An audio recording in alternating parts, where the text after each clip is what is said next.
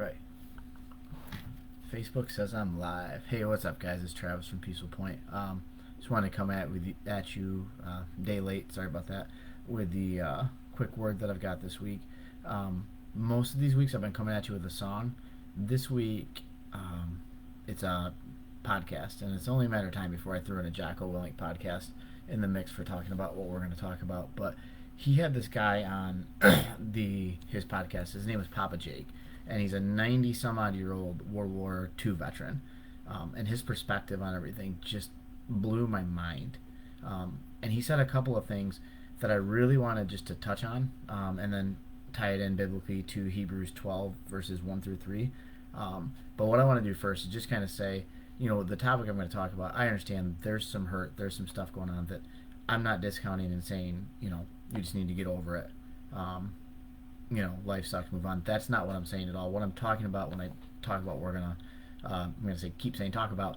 But what I'm saying today is more in relation to our Christian walk and how we deal with things.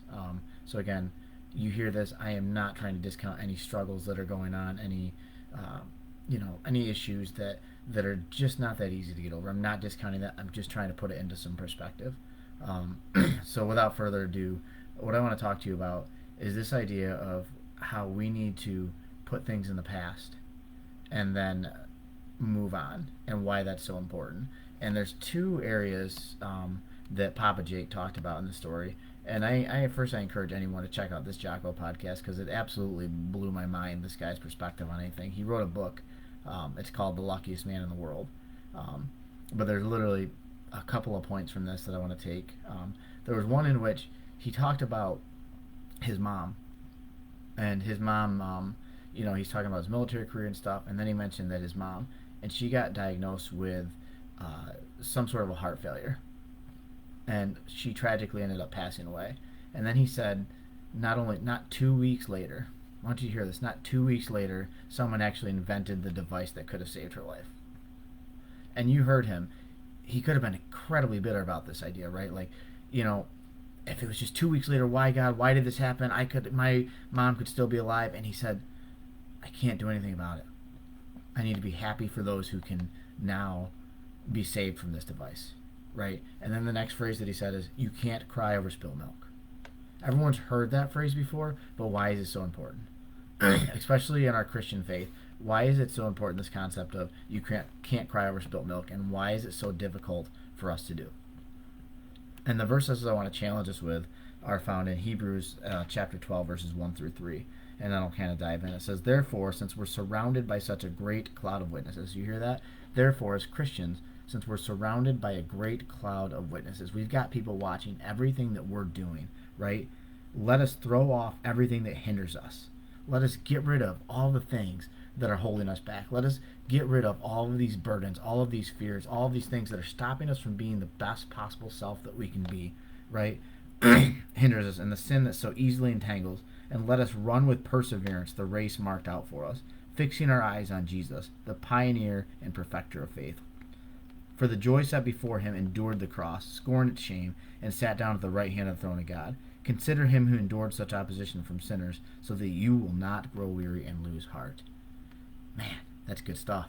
There's so much to unpack with this, but I just want to take it from the runner's perspective, right? When you're running an endurance race, the more stuff that you carry with you, the harder that race is going to be, right? So think about it from that alone. When you're going through life, when you're trying to get through the trials and just be the best friend, the best parent, the best, you name it, that you can be, the best athlete, anything, the more excess baggage that you carry with you, the slower you're going to be.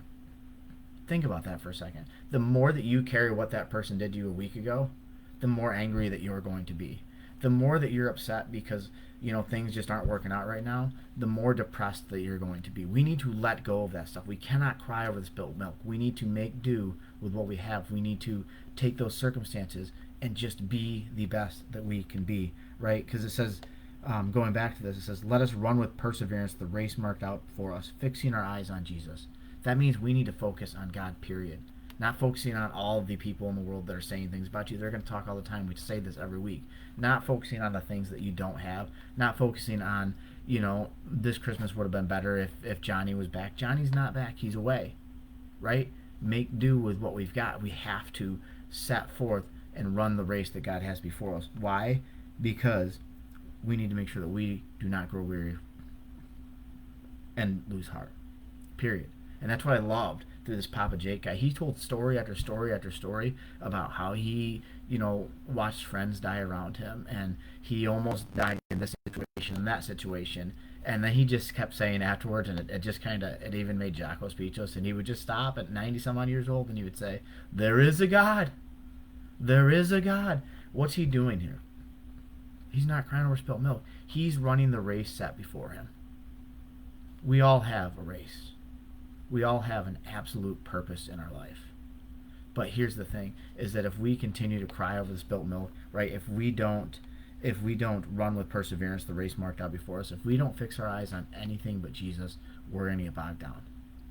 And so that's my challenge today, is just let go of the things that are weighing you down, right?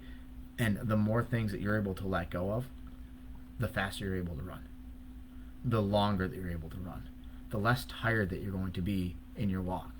Period. So again, I'm not saying, discounting the bad things that are going on. I'm not. I'm just trying to say fix your eyes on the good, right? And run forth the race that Christ has for us, because there's people that are watching everything that we're doing. Friends, family, children. And the more tired that we are, the less positive our witness can be.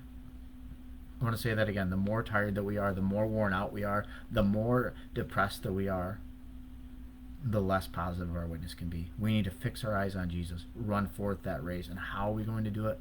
We want to make sure that we're not crying over the spilt milk, right? That we're not saying, oh man, and we're just keep talking about how if it was 2 weeks' time, if it was 2 weeks' time, if it was 2 weeks' time, and instead we're saying, you know what? They lived the best life they could. Praise God that this invention's now there, and someone else can be saved from it. Right? That's what we need to do. We need to fix our eyes on the cross, man. This world is easy to distract us with all the negative. We need to focus on the good. We need to run the race. This is a marathon. Life is a marathon. It's not a sprint.